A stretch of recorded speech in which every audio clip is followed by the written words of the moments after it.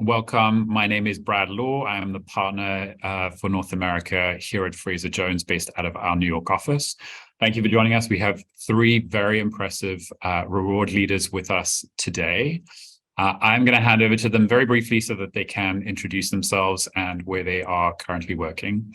Karian, if you would like to start. Sure. Hi, I'm Karian Sung, but fairly recently Karian Fournier. I'm the new head of Total Rewards and HR Analytics at Bridgewater Associates, which is one of the world's largest hedge funds. Thank you. Jessica? Hi, everyone. Jessica Lee here. I am the new Total Rewards and Payroll Leader at HelloFresh, based in Chicago. Excellent. Hello. Thank you. Karen? Hello, everyone. I'm Karen Vacchio. I am with GXO Logistics, and I've been here about 2 years, and I head up Total Rewards and sit in New York. Nice to meet everyone here today. Excellent. Thank you so much, all of you, for joining us. Today, we're going to kick things off. Our panelists are going to share a little bit more about their background and where they've come from. And then we're really going to dive into three core questions, which we've shared with our panelists prior. One focused really on the soft skills necessary to be successful as a reward leader. I think the reward space is probably the most technical space within the HR discipline, and there are a lot of talented technical reward professionals out there. Those soft skills become so important as you progress your career. So we'll be talking a little bit about that. We'll be touching on some of the lessons that each of our panelists have learned the hard way. And then lastly, really a strength for them that has helped them elevate their career. But before we get into that, I think it'd be really interesting just to find out a little bit more about each of your backgrounds. Karen, do you want to start us off and just tell us sort of where you've come from and what your background looks like? Oh, is that me or? Yes, sorry. Go ahead, Karen. Sorry, Karen. I'm mixing up. Our names are so close. So, I joke around. I was supposed to be a teacher and a college lacrosse coach and a field hockey coach. So I was an athlete my whole life. And I essentially fell into the compensation space coming out of college. I took a job in the comp space, and really from jumping into compensation, I fell in love with it and never went back to teaching, as you can all see. And in my first job, I raised my hand for just about every single project I could get my hands on, whether it was benefits, payroll, sales, commissions. I did it all for a good 2 years. And then I jumped into to Manhattan to work for Revlon Consumer Products. And I did the same thing, raising my hand, getting put on projects that had a lot of, what would I call it? Visibility to high-level leaders around HR and the business. So that helped me build my credibility to a space where I was able to independently on my own go work with various leaders. And the company trusted me to do that in the HR space and specifically in Total Rewards, which then helped me get my next job, which was with Dealertrack Technologies. A lot of the Revlon alumni had gone over to Dealertrack, and I was able to go to a company that was all of 600 people, just went public, literally needed everything built from start to finish in the Total Rewards and HR system space. And for 10 years, I think grew my career in at Dealertrack. And from that experience, I got to work on M&A deals. We were doing 2 to 3 deals a year. And I got to lead those deals from a comp and benefits perspective and really help bring the other organizations we were bringing into the family into Dealertrack. So again, just by raising my hand, stepping up, assuming leadership roles wherever I could, again, I was able to really propel my own skill set and on my journey as well. Then that brought me to Cox Auto. So when Dealertrack got bought, so if you've ever been part of M&A deals, we were buying companies all over the place. And then we got bought by another much bigger company. And so now I got to be on the other side of the whole transaction. So that was a real learning experience for me, but all the experiences at Dealertrack helped me get to a larger role at Cox Auto, which then helped me get to Diebold Nixdorf, which got me to GXO Logistics. So from Dealertrack on, really assuming a lot more in the leadership space, which has really served me well here at GXO Logistics. It's So awesome. that's a high Thank you, Jen. level of myself. Thank you. Thank you. You've certainly seen every angle of an M&A transaction. So very, very interesting. Jessica, tell us more. Sure. So similar to Karen, I actually didn't actually envision that I'd be working for companies. So I was always on the PhD or organizational psychology track. But after finishing college, I'm like, do I really want to spend another 4 or 5 years potentially? And so that gave me a pause. And I had a great advisor who I had. He was kind of a pseudo mentor. And he actually told me about a HR master's degree. And so I pursued that. Got picked up by Citicorp and started my career journey at Citi in New York. And so I actually started in the talent management space, and then did a stint overseas in Korea as almost like a chief of staff. And so got the overseas experience, and then spent a year as a HR business partner. And so that's when I kind of started working with my own comp manager for my client groups. And I said, you know what, I kind of like that space better. And so that's how my compensation, like Total Rewards career journey had started. Seen a lot of different parts of Citi. We were going through also mergers and acquisitions. And so after that deal was done, I ended up leaving, coming back to Chicago and worked for a Takeda Pharmaceuticals, so a non-US company for a year, and got picked up by Sarah Lee to do exec comp, which I wasn't actually looking, but I found a path in a career or area that I actually was passionate about, and took a leap and joined Sarah Lee at the time. We were still a conglomerate. We still had Coach under our umbrella, but I was part of the spinoff project to spin Coach off. So that was a unique opportunity, and helped me to really interact and really start doing a lot of work on the proxies, right? All the exec comp, work closely with our general counsel and the CFO and CEO in support for the comp committees, and really started whetting my appetite on the exec comp space, which is some of a key area, a passion of mine. And then eventually raised my hand and say, hey, I want actually a business degree, and they bought it, and so I ended up getting my MBA, which was, when I think back, that was one of the best decisions that I ever made. And I had a full company sponsoring me as well. So that took me outside of HR. And after going through a grueling 20 months of school, I wanted to actually utilize my degree, and ended up working for Aon Corporation doing in the M&A space. And so I was actually knee-deep in doing discount cash valuations, and I had my own clients, business unit presidents, their portfolios that I was looking after. So finance was really, and that honed in a lot of my finance knowledge and skills, which serves me to this day, right? Giving me that credibility when I'm talking with the CEO, the CFOs, or the COOs, and eventually got me out to a Vertex Pharmaceuticals, doing pretty much overseeing all of comp, started taking on HRIS responsibilities, so expanding, kind of getting into that total reward space, and went on to Starbucks, then went on to Deckers, and many other, and eventually found myself here at HelloFresh. That's like way too long than 2 minutes that I was given here, so I won't bore you with it. But all in all, like Karen, I think, for me, what propelled and what led me is I am not afraid to take chances, right? That taking that leap, like Karen, raising my hand and taking that, putting myself in the uncomfortable area and having that confidence, but knowing that I can learn if I don't know something, being able to ask questions and being really inquisitive. So yeah. Cool. Thank you, Jessica. Yeah. Common theme may be developing M&A experience, but we'll come back to that. We'll see. Kieran, tell us a little bit more about your background. Sure, and I'll try and catch us up a little on time. So the word that comes to mind is serpentine. So a theme we're hearing is, I did not grow up saying, boy, I want to be a compensation reward specialist. Believe it or not, my undergrad was in classical theater. I used to perform off Broadway in London, although I like to joke there's more diva and drama on Wall Street than there ever was on Broadway.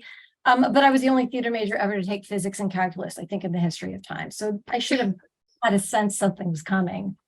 But addition to all of my total rewards types of roles, I think my portfolio, and it's similar to what you're saying, is I was an equity derivative structure at one time. At another time, I was the COO of a startup tech company that went from a 5 million valuation to a 250 million valuation. I was a CEO of my own consulting and executive coaching business. And because of the latter lattice type of career, I think it rounded a more three-dimensional skill set. And if I were to break my career, I'd say there's almost two chapters, if I were to be really honest. And I would say the first half was very ego-driven. It was, I'm chasing the next big dollar, I'm chasing the next big title. Now, to do that, I'm going to take on something much bigger. So maybe it was a big bite at the apple on equity comp or executive comp or sales comp. So it wasn't just in service of give me more, but I was taking these big leaps in order to get those external types of indicators of what success were. And I'd say my second chapter, I really curated very, very differently for a number of reasons. I ended up getting very clear on what I wanted to manifest in my life. What was my ways of being? I wanted more self-expression. I wanted more flexibility. I wanted to gain wisdom and broader knowledge. And when you look at your career choices through those lenses, things that might have really tempted you before all of a sudden become quite less interesting. And you go, wait a second, that wasn't on my radar, but that really resonates with what I'm trying to bring into my life. I'm going to make that leap. And I don't think I could have done that earlier in my year had I not done that kind of exercise. And one thing I'll just call out. So for example, going into startup tech.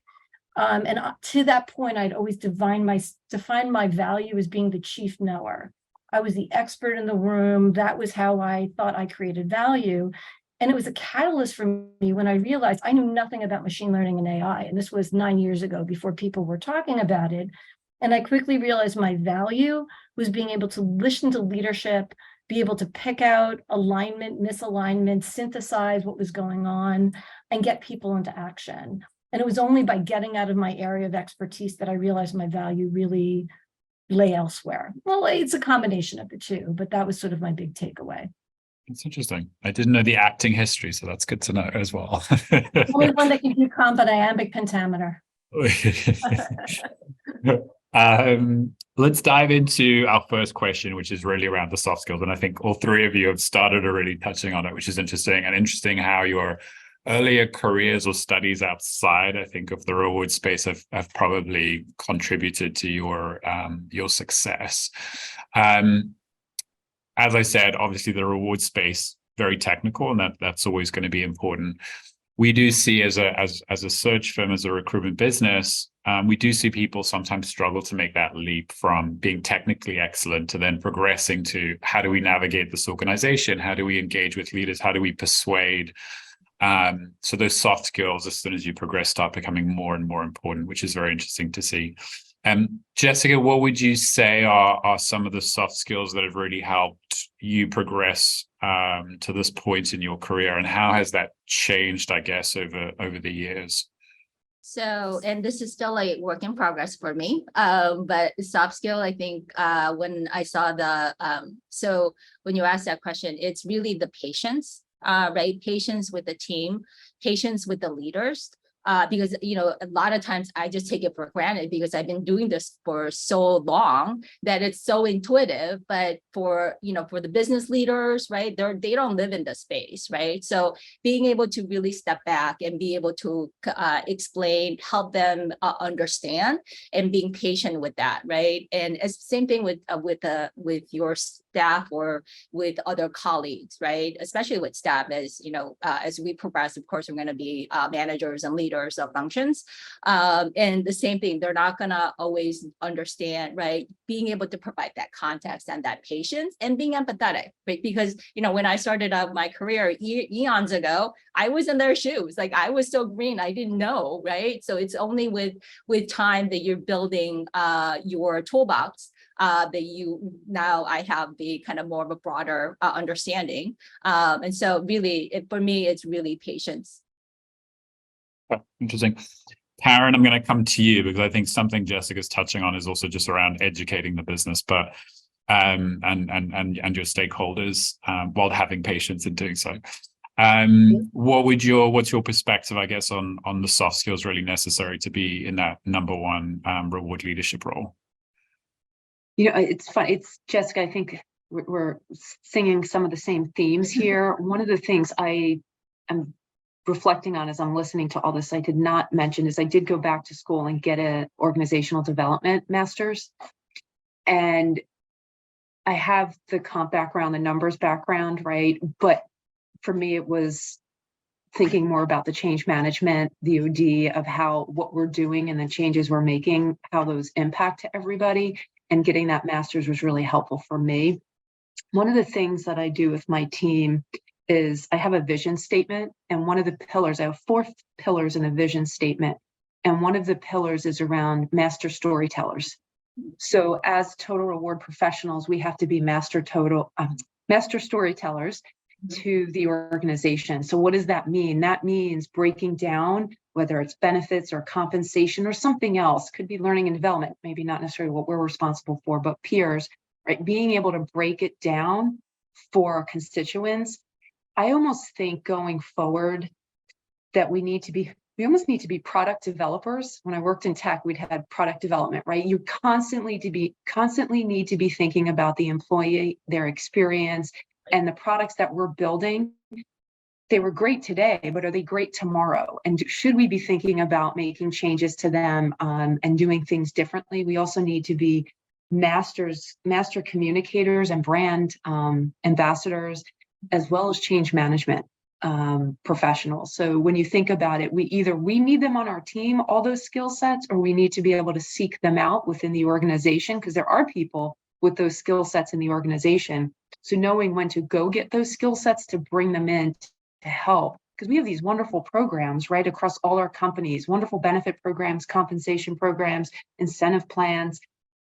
We need to make sure that that is resonating with the employees and they know that that's there for them, right? We have EAP plans. Does everybody know what the EAP plan does? It's on us to make sure we're communicating it and its value. So for myself, that pillar and that master storytelling pillar, I think is a skill set that will be further needed as we go forward. And I think as total reward professionals, we have an ability to have a huge impact on all our employees through the programs we're putting forth. So I take that to heart when I think about making sure that our employees have what they need to be successful when they're at work. And then when they're at home, be successful in their home lives when they're there with their families. Mm-hmm. I like that perspective of viewing it as product development. I think that's really smart. We've actually seen this as a small sort of tangent. We've seen this increasing in the reward space where we've actually had searches where there is a standalone reward communications position starting to emerge in organizations. So very, very early doors, I think, for a lot of people, but the communication piece is definitely starting to move to the forefront a little bit. Kerry-Ann, tell us your perspective on the soft skills you think are necessary to be a reward leader.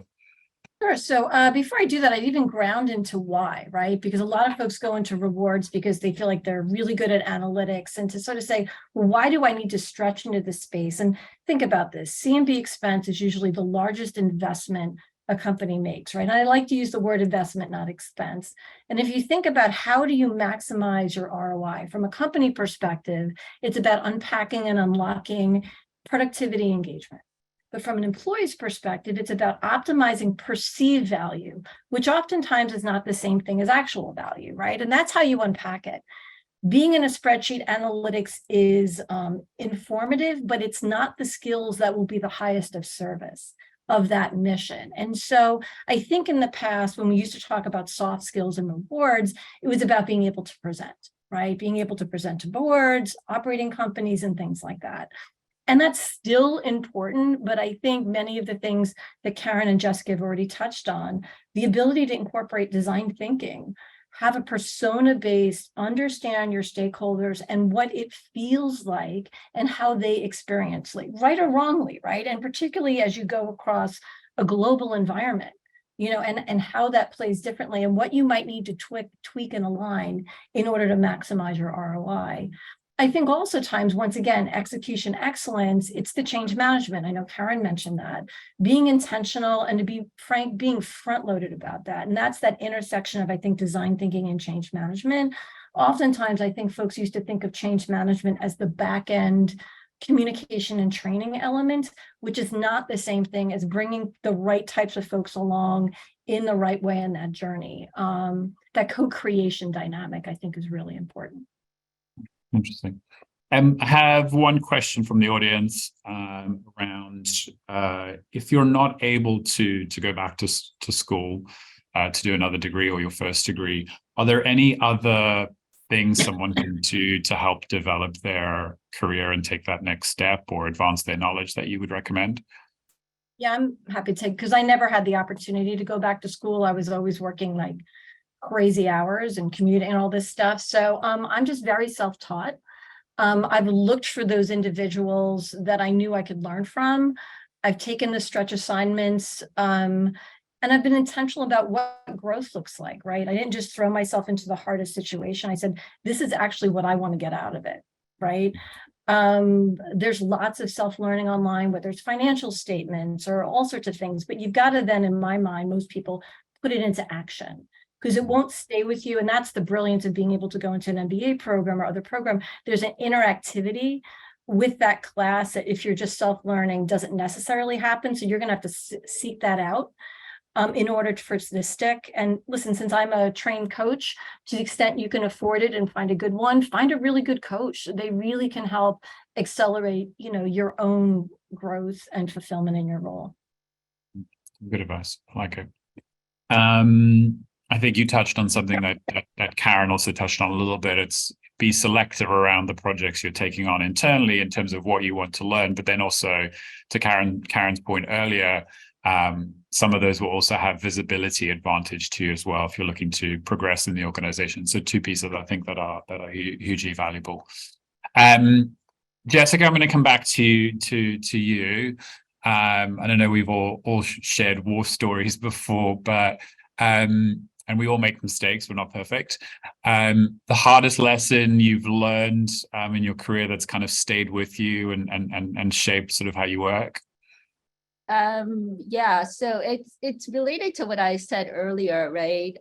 Being empathetic and being patient. So the lesson that I learned hard way is that not everybody thinks the way I do and at the speed that I do. And sometimes I feel like my mind's constantly going, right? So I'm constantly thinking, and I get frustrated when they're not there with me. It's like, you don't get it? Like, this is so like very intuitive, very like, it's so here, but apparently that's not the way other people process, right? Other people think, and to have that kind of be patient and understand where they're coming from. They all come from different backgrounds, right? Different experiences. So recognizing that, right? And so it was, it was some of my own managers and my own kind of mentors have told me, like, you need to slow down, right? But I always kind of took that for granted. And that was one of the things that, I thought was a key to my own success, right? Being able to just take all the work and just go. But you're also going to be leaving bodies behind as you're doing that. And if you continue to do that, that's going to kind of harm you versus actually elevate you. So that was a big aha. And that I start to really back down now and be a lot more cognizant, I guess I should say. Okay, I like that. Karen, how about yourself?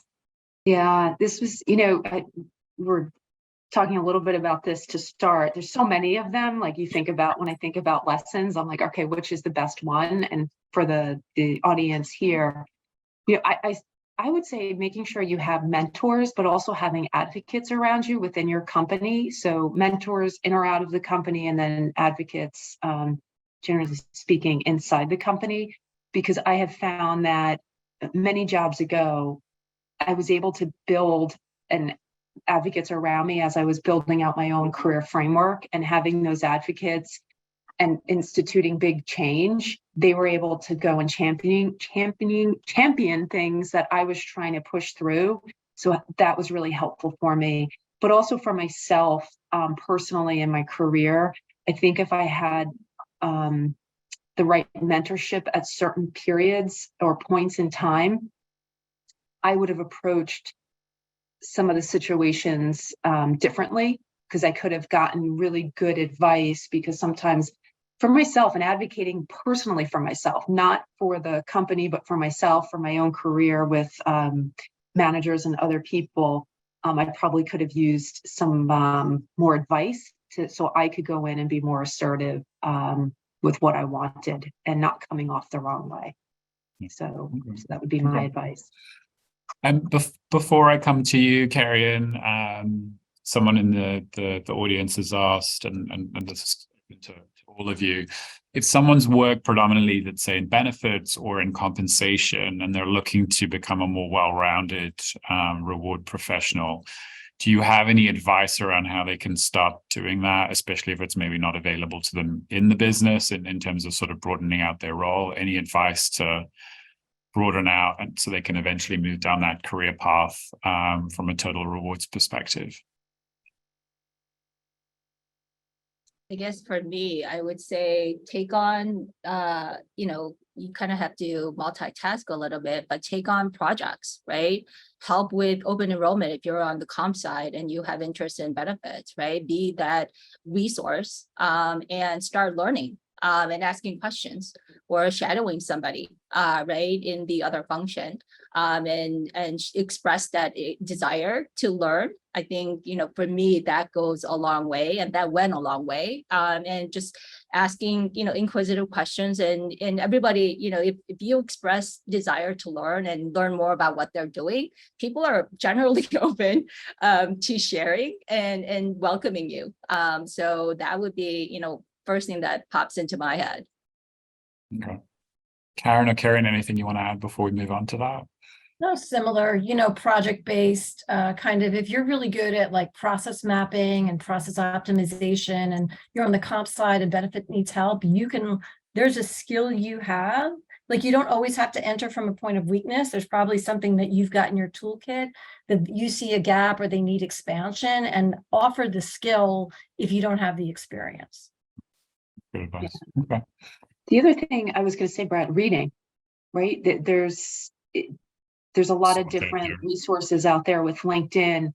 As I was thinking about it, most of my career, there was no LinkedIn. It's really come on the scene. I don't know how many years now that you have LinkedIn. So there's a lot of learning opportunities there, or through the World at Work, or there's a lot of resources if you have a membership through World at Work to be reading up on what each month, right, in WorkSpan, what the topics are. You have a lot of leading professionals in the profession writing different articles on benefits or compensation. So that can help with your education of yourself to get you ready and raise your hand, as well as CEBS, as we're calling it, International Certified Benefits Professional. If that is an organization that you're aware of or want to go find out more, that has a lot of benefits information as well on how to And you can also start, you can also start getting your certification through World at Work, right? For certified comp professional, certified benefits professional.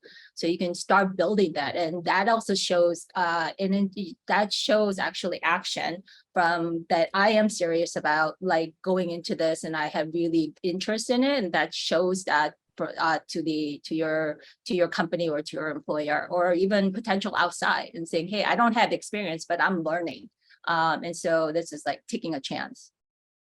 You really have to take ownership, I think, of your development and learning to be able to make that Absolutely. switch. And I think the Waldo work has been a great resource for a lot of people in terms of the feedback that we get from the market.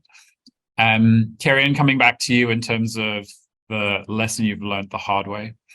Tell us. There's a lot, of course. Two come to mind, which I think I alluded to earlier, which is front load the change management, lean into the disagreements, and allow it as versus. And when you're so passionate about something, I know it's so normal to feel like it's an affront and it's a distraction and annoyance. But if you think of it as data, not a moratorium on your worth or your work's worth, because it will come out in all sorts of dysfunctional ways later.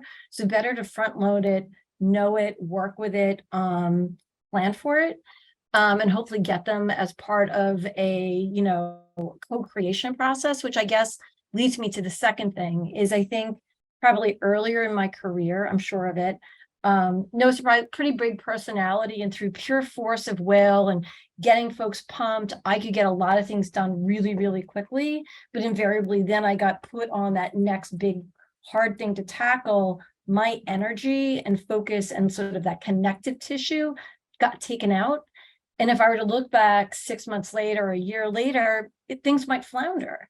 And that's not success. I don't think I should be measuring success in what I do in job. I think my success is what I leave when I'm gone.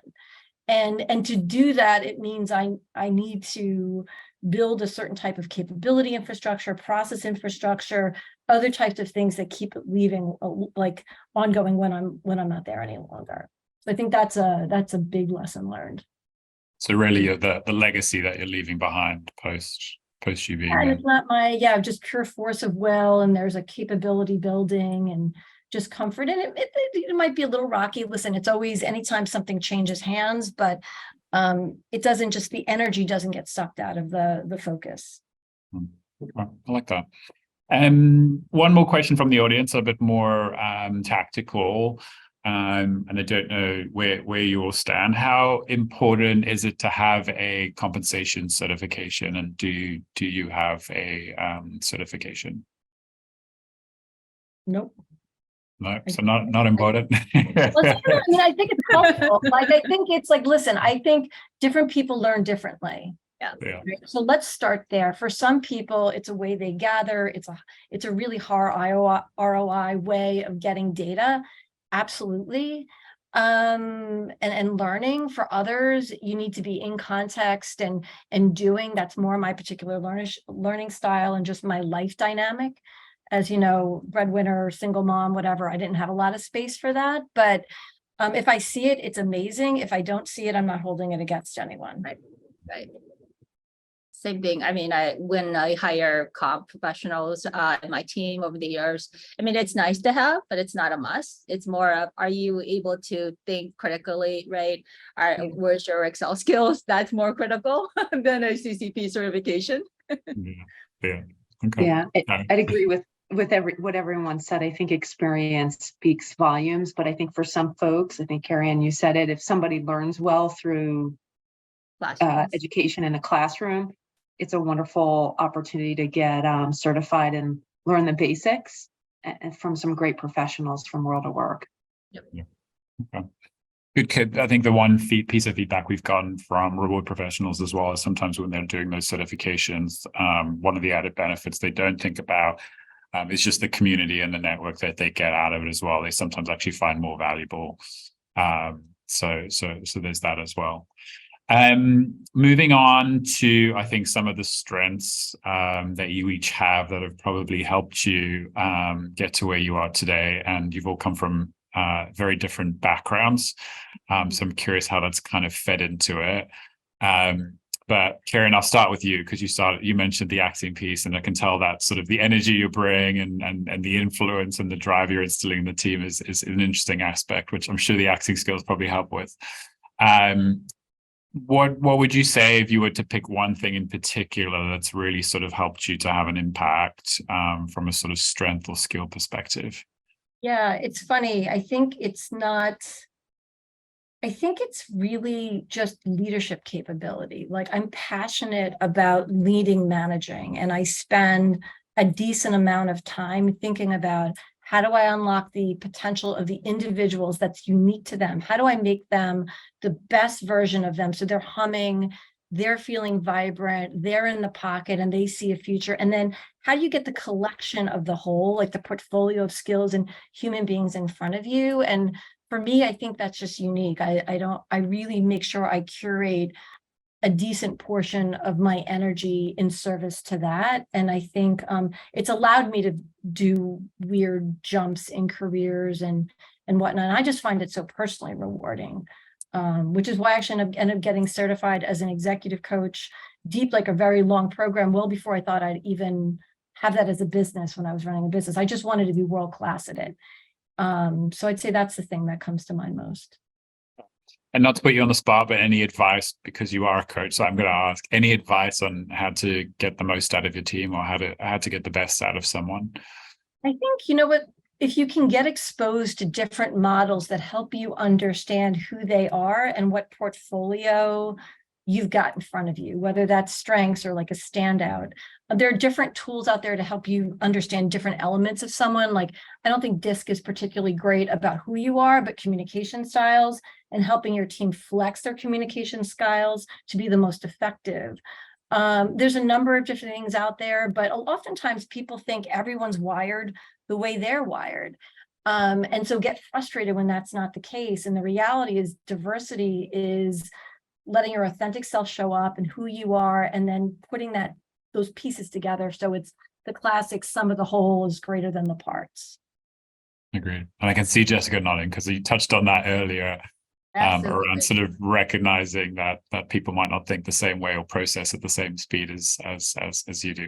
We've actually used DISC ourselves internally, and it was really, like you said, Karen, helpful from a communication style perspective and people just understanding how others communicate. Jessica, I'll come to you. Sorry, go on, Karen.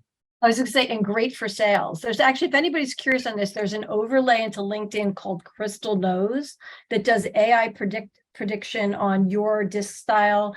And then will you actually do a thing? And then it predicts everyone in your network. You can have, I think there's free 10, and then I think you can pay for a monthly. So if you need to communicate with someone, sell into someone, and there's all sorts of flexing notes. So it's a cool, very cool product. Interesting. Thank you for sharing.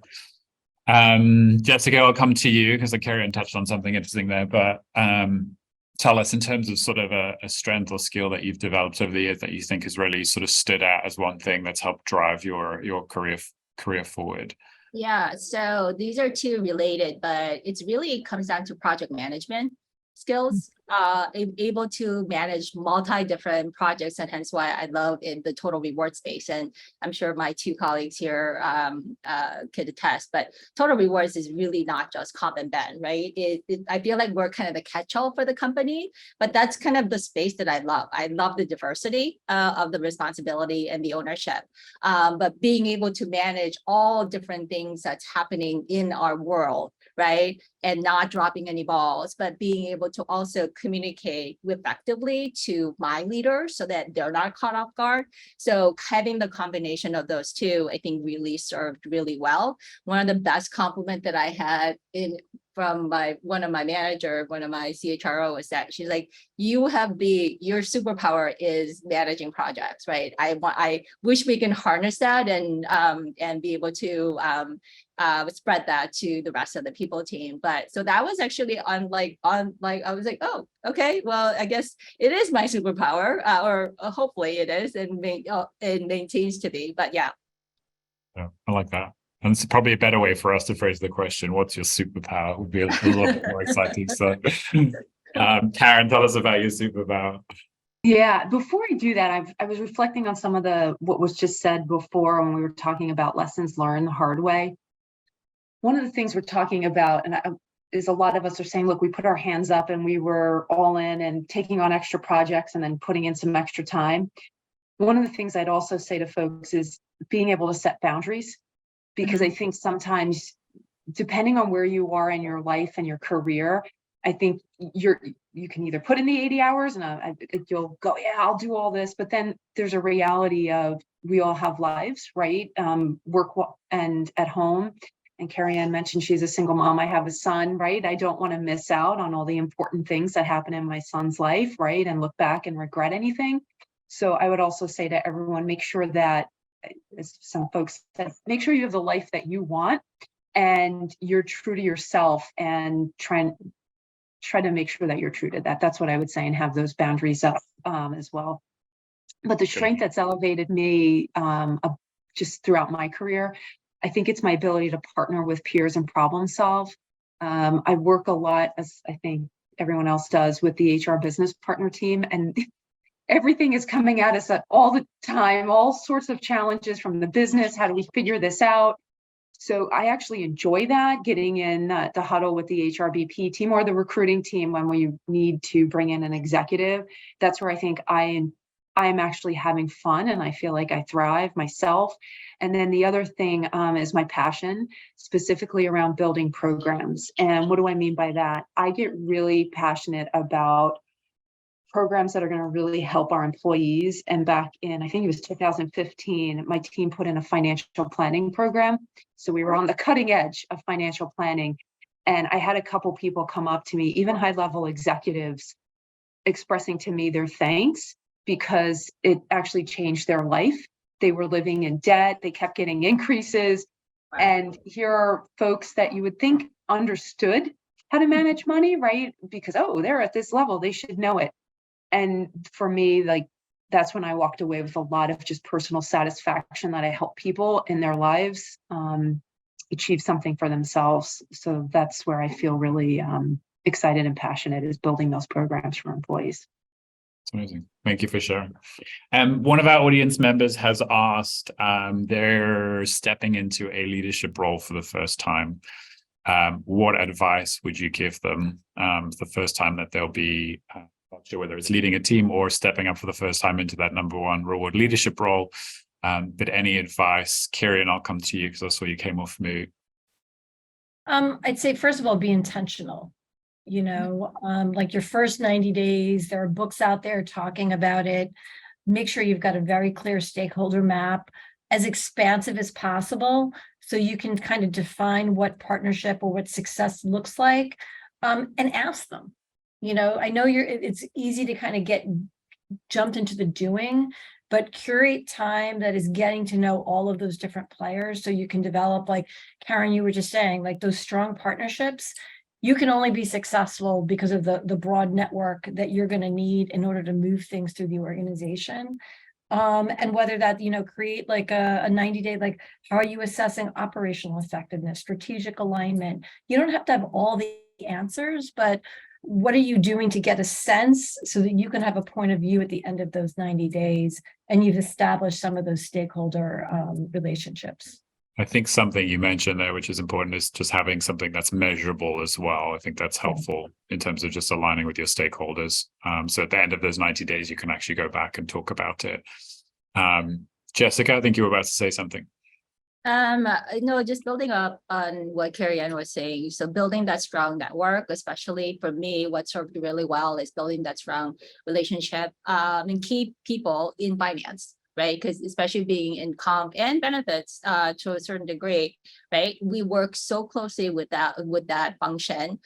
So to have that connection and building that good working relationship is one of the key, I would say. And also listening, right? Listening to and finding out, and just kind of go out and, you kind of have the, I give myself permission, right? And say, hey, I'm new in this role. I'm going to ask questions. I'm going to go out and absorb as much as possible, but be inquisitive, right? Not to put anybody at a wall, but ask questions, ask thoughtful questions, and then try to formulate your own kind of your path of what you want to achieve in that, in that plan that Carrie-Anne actually mentioned.